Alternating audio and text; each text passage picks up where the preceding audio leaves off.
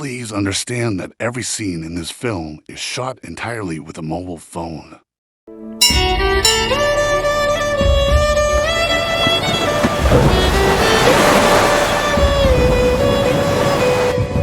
I love you, Ram.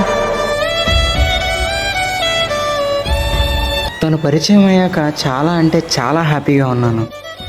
కానీ తెలుసు కదా, దేవుడికి మనం హ్యాపీగా ఉంటే నచ్చదు అని.